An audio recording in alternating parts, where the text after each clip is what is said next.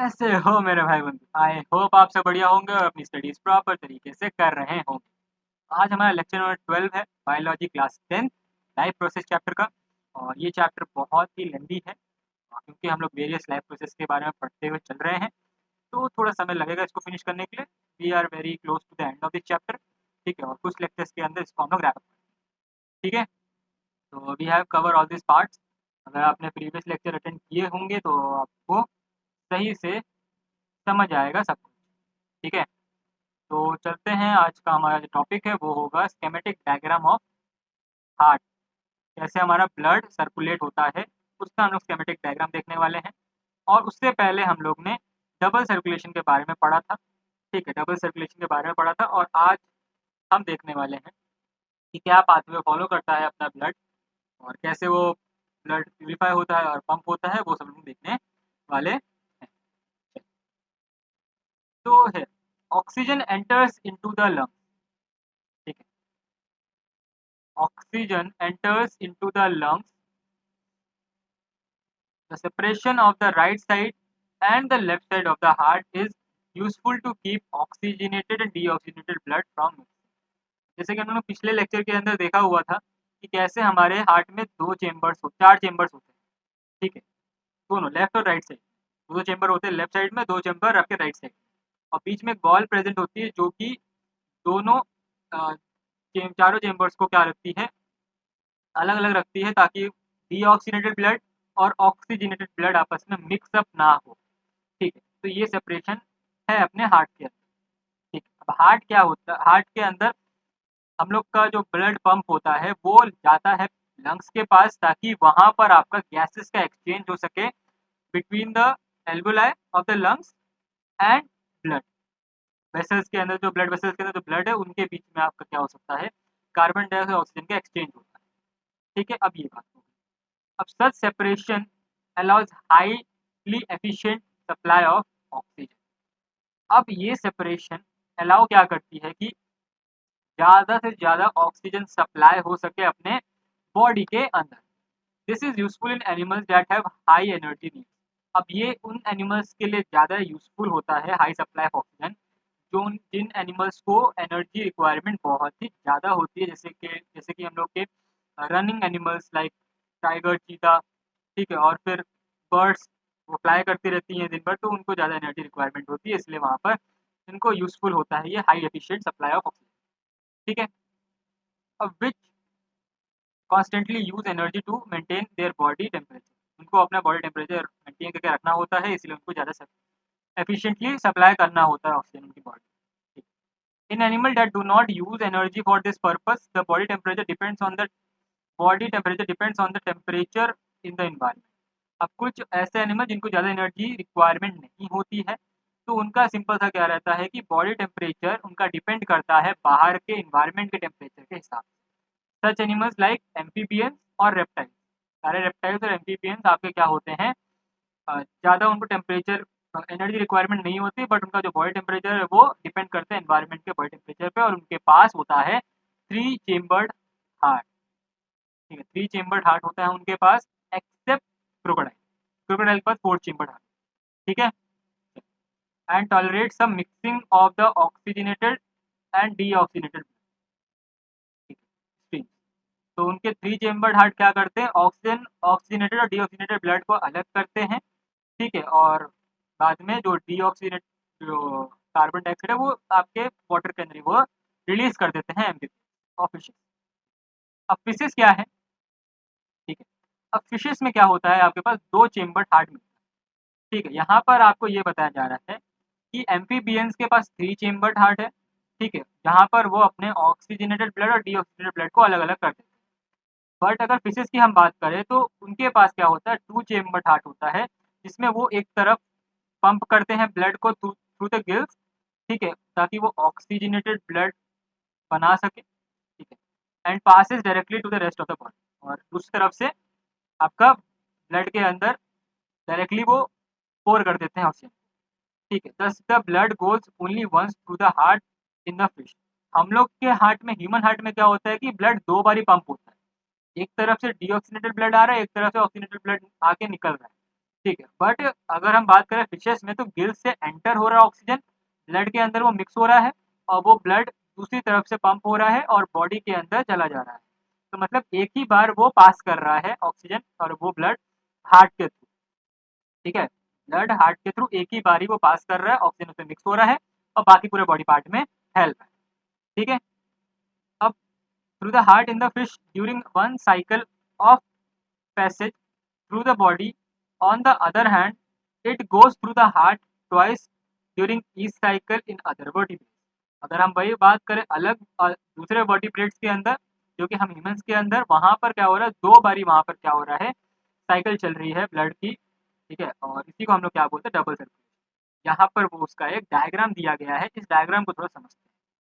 तो ये डायग्राम है आपका ह्यूमन हार्ट का। ह्यूमन हार्ट कैसे हमारा डबल सर्कुलेशन करता है उसको हम लोग एक बार नजर मारते हैं। अब यहाँ पर जो आपको ब्लू कलर से दिख रहा है वो आपके डीऑक्सीनेटेड ब्लड है। ठीक है, और जो रेड कलर में आपको दिख रहा है वो आपके ऑक्सीजनेटेड ब्लड का पैसेज है। ठीक है, चलिए अब यहाँ पर हमारे टिश्यूज, हमारे बॉडी पार्ट से, ठीक है, हमारे बॉडी पार्ट से क्या हो रहा है, ब्लड लेकर आ रहा है। टिश्यू क्या कर रहा है, ब्लड वेसल्स क्या कर रहे हैं सारे, वहां पर आपके क्या कर रहे हैं, कैपिलरीज हैं। ठीक है, जितने भी बॉडी ऑर्गन्स हैं उनके पास आपका नेटवर्क चलता रहता है ब्लड वेसल्स का, जो कि कैपिलरीज हैं। वो क्या करते हैं, आपका डीऑक्सीनेटेड ब्लड को पिक करते हैं फ्रॉम द बॉडी। ठीक है, फ्रॉम द बॉडी, और वेन्स के थ्रू वो हार्ट तक पहुंचाते हैं। तो ध्यान रखिएगा, अगर खाली वेन शब्द आए, ठीक है, खाली जो वेन शब्द आए, तो वो ध्यान रखिएगा वो क्या ट्रांसपोर्ट कर रहे हैं, डीऑक्सीजनेटेड ब्लड का ट्रांसपोर्टेशन वो कर रहे हैं। तो वेन शब्द आए तो वहां पर आपका क्या हो रहा है, डीऑक्सीजनेटेड ब्लड ट्रांसफर हो रहा है, वेन्स के थ्रू आपका डीऑक्सीजनेटेड ब्लड आपका पहुंच रहा है हार्ट। कहाँ पहुंचेगा, राइट एट्रियम में पहुंचेगा। ये आपका राइट एट्रियम में ब्लड पहुंचा, डीऑक्सीजनेटेड ब्लड। ठीक है, अब दो वेन्स होते हैं आपका, एक तो होता है superior vena cava, superior when, और इंफीरियर वेन। सुपीरियर वेन आपके अपर बॉडी पार्ट से ब्लड लेकर आती है, डीऑक्सीजनेटेड ब्लड, और जो इंफीरियर वेन्स होते हैं वो आपका लेकर आती है लोअर बॉडी पार्ट से क्या, डीऑक्सीजनेटेड ब्लड। ठीक है, अब वहाँ वो जो ब्लड आता है वो आपका एक जगह इकट्ठा होता है, राइट एट्रियम। तो डीऑक्सीजनेटेड ब्लड आपका राइट एट्रियम में आ गया। उसके बाद फिर वो लेफ्ट राइट वेंट्रिकल में जाएगा, और राइट वेंट्रिकल से वो ब्लड आपका सप्लाई होगा कहाँ पे, थ्रू द पल्मोनरी आर्टरी। अब जहाँ पल्मोनरी शब्द आ जाए, इसका मतलब वो आपका पैसेज होने वाला है lungs to heart to lungs का पैसेज। ठीक है, हार्ट और लंग्स के बीच के पैसेज में जो भी वेन्स आएंगी, जो भी आर्टरीज आएंगी, वो हमारी कहलाएंगे पल्मोनरी आर्टरी है, पल्मोनरी वेन्स। अब आर्टरी का मेन काम होता है ऑक्सीजनेटेड ब्लड लेकर जाने का। ठीक है, ऑक्सीजनेटेड ब्लड आपका हार्ट से बॉडी पार्ट्स तक पहुंचाने का काम होता है आर्टरीज का। बट अगर पल्मोनरी आर्टरी शब्द आ जाए तो आपको ये समझना है कि वो आपका डीऑक्सीजनेटेड ब्लड ट्रांसपोर्ट कर रहा है from the heart to lungs. आपको ये भी पता होना चाहिए कहाँ से कहाँ ट्रांसफर कर रहा है। ये डायग्राम एज इट इज आपका आ सकता है बोर्ड्स के एग्जाम में, तो आपको ये डायग्राम बहुत अच्छे से ध्यान रखना है विद ऑल लेबलिंग। ठीक है, अब लंग्स के कैपिलरीज है वो आपके लंग्स के अंदर बिछे हुए हैं। अब वो लंग्स के अंदर जो कैपिलरीज है वहां पे आपका डीऑक्सीजनेटेड ब्लड जाएगा, और यहाँ पर आपका एल्वोलाई प्रेजेंट होगा। ठीक है, लंग्स के अंदर। अब वो एल्वोलाई क्या करेगा, आपका ऑस्मोसिस के कारण, डिफ्यूजन के कारण, सॉरी, डिफ्यूजन के कारण आपका ऑक्सीजन भेजेगा कैपिलरीज के अंदर, और कार्बन डाइऑक्साइड कैपिलरीज भेज देगा एल्वोलाई के अंदर, और वो हम लोग बाद में एक्सेल, ठीक है, एक्सेल करते हैं। ठीक, उसके बाद जब आपका ब्लड के अंदर ऑक्सीजन आ जाएगा, कार्बन डाइऑक्साइड चला जाएगा, तो फिर पल्मोनरी वेन्स, ध्यान रखिएगा, वेन्स डीऑक्सीजनेटेड ब्लड ट्रांसपोर्ट करते हैं। बट अगर हम वही बात करें पल्मोनरी वेन्स की, वो आपका oxygenated blood from the lungs to heart लेकर आएंगे। ठीक है, अब वो आएगा आपका लेफ्ट एट्रियम में। लेफ्ट एट्रियम में आ गया आपका ऑक्सीजनेटेड ब्लड, फिर वो आगे पंप होगा, आगे जाएगा लेफ्ट वेंट्रिकल में। लेफ्ट वेंट्रिकल से होते हुए एरोटा से आपका बाहर निकलेगा ब्लड। एरोटा ही आपका आर्टरीज है। ठीक है, अब वो आर्टरीज जाएगा, आर्टरी से जाएगा आपका ऑक्सीडेटेड ब्लड, और वो जाकर बाकी सारे बॉडी पार्ट्स तक पहुंच जाएगा आपका ब्लड। तो आई होप आपको ये डायग्राम क्लियर होगा। ठीक है, और एक बार आपको प्रैक्टिस खुद से करनी होगी। ठीक है, बैठना आपको, लेकर बैठना है आपको एक डायग्राम, और खुद से प्रिपेयर भी कर सकते हैं। ज़्यादा कोई कॉम्प्लिकेट डायग्राम नहीं है, बनाकर खुद से लेबलिंग करके खुद को समझाना होगा, तब आपको थोड़ा सा अच्छे से क्लियर होगा। ठीक है, कौन सा वेन, कौन सा आर्टरी, कौन सा ब्लड ट्रांसपोर्ट कर रहा है, किधर से किधर ब्लड ट्रांसपोर्ट हो रहा है, वो सब आपको देखना है। ठीक है, चलिए आगे बढ़ते हैं। अब हम कुछ बात करते हैं ब्लड प्रेशर के बारे में। तो ब्लड प्रेशर सबने सुना ही होगा, सब जानते भी होंगे बीपी के बारे में, ठीक है। और कभी ना कभी आपने मपवाया भी होगा आपका बीपी, और मशीन भी देखी होगी जिससे हम लोग मेजर करते हैं इसको, ठीक। अब ब्लड प्रेशर होता क्या है उसको एक बार समझते हैं।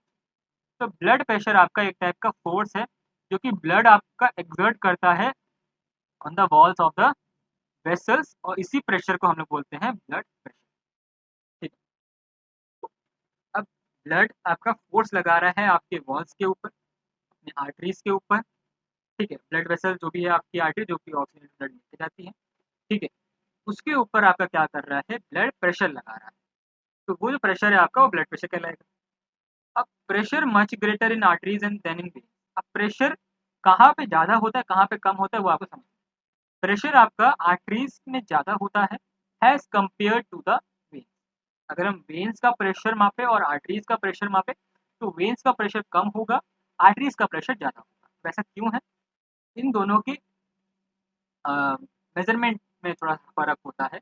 आपका जो आर्टरीज होता है वो बहुत ही थिक होता है और वेन थोड़ी सी थिन होती है, और शॉर्टर होता है इनका ल्यूमेन आर्टरीज का, और वेन्स का ल्यूमेन थोड़ा सा बड़ा होता है ताकि प्रेशर इसलिए कम लगता है। तो pressure of blood inside the artery during the ventricular systole, मतलब कॉन्ट्रैक्शन। वेंट्रिकुलर सिस्टोल का मतलब होता है जब आपके वेंट्रिकल, ठीक है, हार्ट के अंदर जो वेंट्रिकल्स होते हैं वो जब कॉन्ट्रैक्ट करते हैं, ठीक है, जब वो कॉन्ट्रैक्ट करते हैं तब जो वो होता है आर्टरीज होते हैं, जो प्रेशर होता है ब्लड प्रेशर होता है उसको हम लोग बोलते हैं सिस्टोलिक प्रेशर। आपने देखा होगा हम लोग दो प्रेशर मापते हैं, एक होता है आपका ऊपर जो लिखा रहता है 120 सिस्टोलिक ऐसे, दूसरा होता है नीचे डिस्टोलिक डायस्टोलिक, ठीक है। डायस्टोलिक प्रेशर कम होता है और सिस्टोलिक प्रेशर ज़्यादा होता है, ये हम लोग ऐसे मापते हैं 120/80 नॉर्मल रेंज होता है। तो सिस्टोलिक प्रेशर जब आपका वेंट्रिकुलर सिस्टोल मतलब वेंट्रिकल्स कॉन्ट्रैक्ट करते हैं तब जो प्रेशर लगता है ब्लड को उसको हम लोग बोलते हैं सिस्टोलिक प्रेशर। उसके बाद, ठीक है, in artery during the ventricular diastole, जब आपका वेंट्रिकल्स डायस्टोल करता है मतलब रिलैक्स होता है तब उनको बोलते हैं डायस्टोलिक प्रेशर, ठीक है। तो वही प्रेशर हम लोग मापते हैं, मतलब बेसिकली हम लोग क्या कर रहे हैं, आर्टरीज का प्रेशर जब हम दो तरफ से मापते हैं। जब आर्टरीज का प्रेशर जब वेंट्रिकल्स कॉन्ट्रैक्ट होता है उसको हम लोग बोलते हैं सिस्टोलिक प्रेशर, और जब आर्टरीज का प्रेशर जब हम लोग वेंट्रिकुलर डायस्टोल होता है, जब वेंट्रिकल्स रिलैक्स होते हैं तब जो प्रेशर आता है आर्टरीज के ऊपर उसको हम लोग बोलते हैं डायस्टोलिक प्रेशर।